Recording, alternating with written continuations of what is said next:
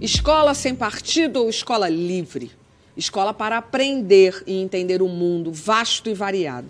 Escolas devem ser espaços de exercício de pensamento crítico, devem formar cidadãos completos, capazes de entender o seu tempo, o passado e projetar futuros. Devem ensinar sobre sexo, sobre política e direitos humanos ou devem se tornar lugares sem qualquer conexão com a vida lá fora? As redes sociais estão movimentadas com a acalorada discussão sobre qual o papel dos professores na formação dos estudantes, futuros representantes da nossa sociedade. Um projeto de lei está em debate no Congresso e uma ação está para ser julgada no Supremo Tribunal Federal. Mas, afinal, qual é o papel da escola na formação de uma pessoa? Para nos ajudar a entender os lados dessa matéria, a gente recebe o educador Daniel Cara já respondendo essa daí. Qual é esse papel da escola, pelo amor de Deus?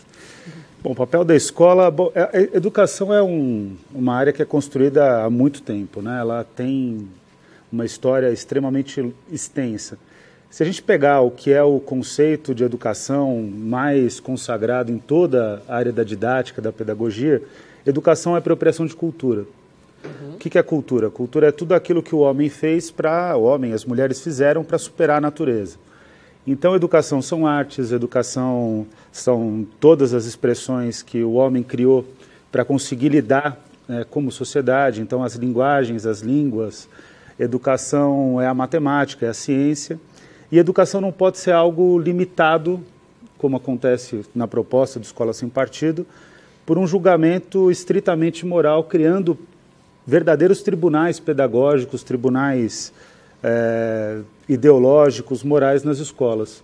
O professor ele tem que ter a liberdade de poder ensinar aquilo que ele tem de melhor, aquilo que vai garantir que os alunos se apropriem dessa cultura e que sejam pessoas plenas. O Brasil ele tem uma estratégia, uma tradição pedagógica que colocou o aluno como culpado do processo de ensino no primeiro momento.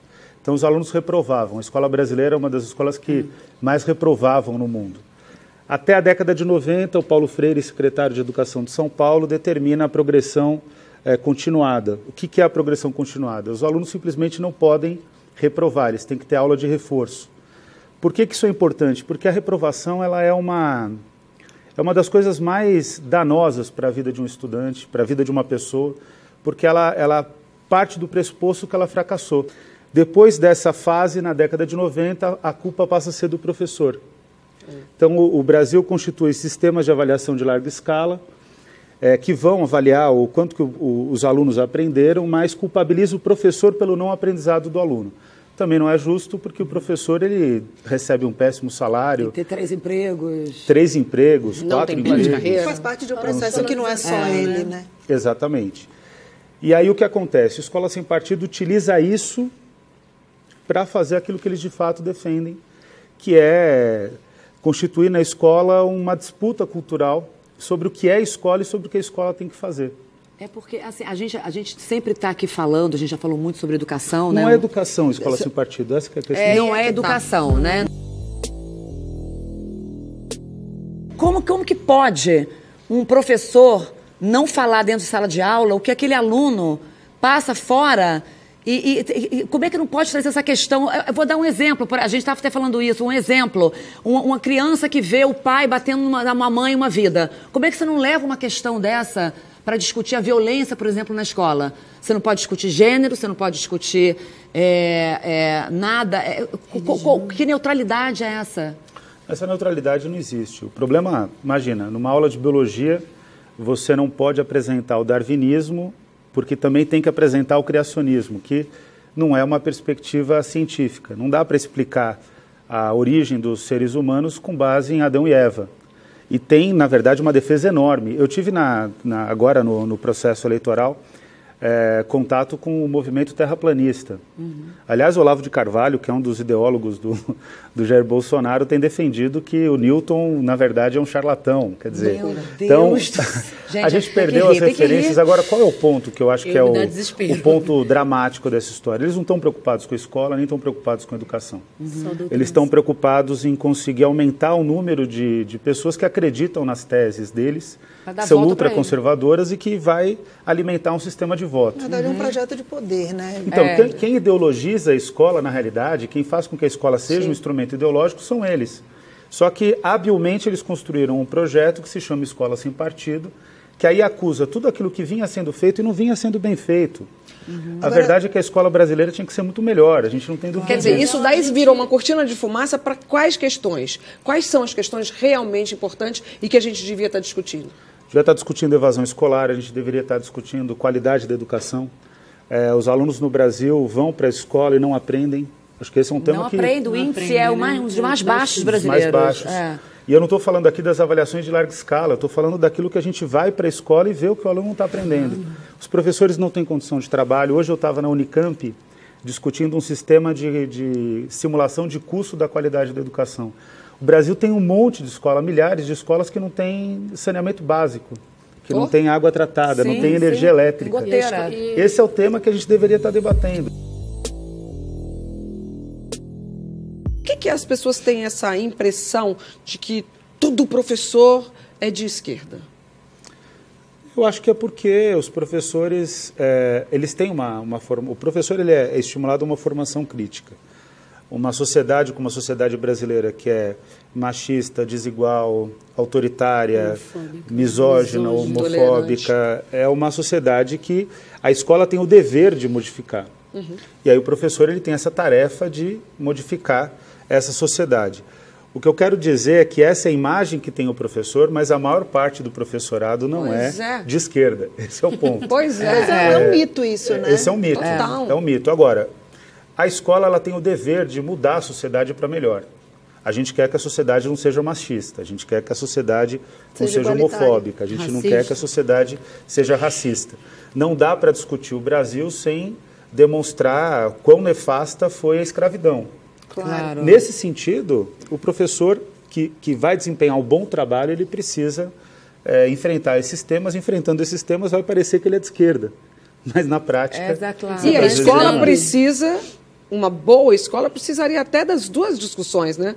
A discussão sob o ponto de vista da esquerda e até a discussão sob o ponto de vista da direita. Claro, não, com certeza.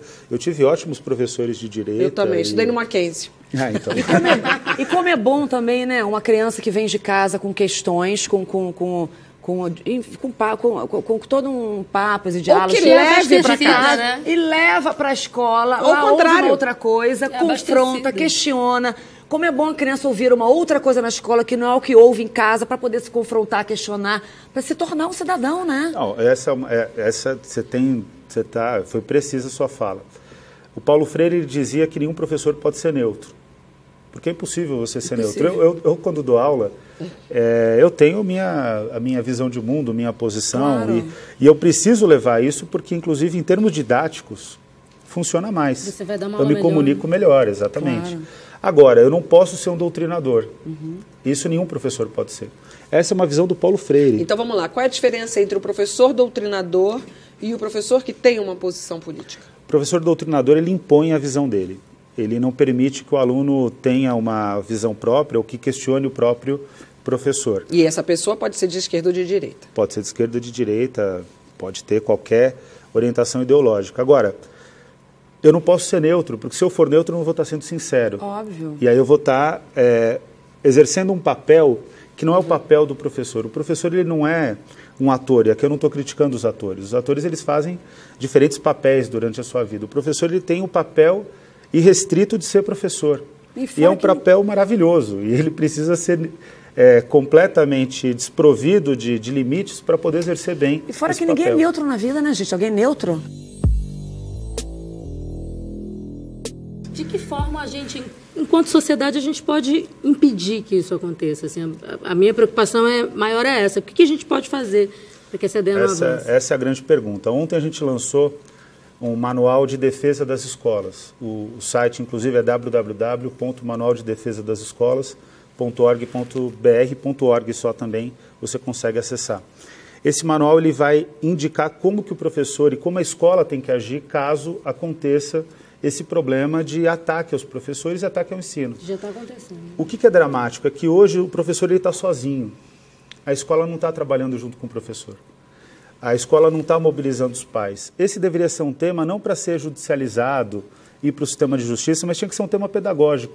Se o pai não gosta de uma aula de um professor, ele tem todo o direito de colocar isso na escola. Se ele acha que o filho está sendo doutrinado, ele tem o direito e o dever de colocar isso.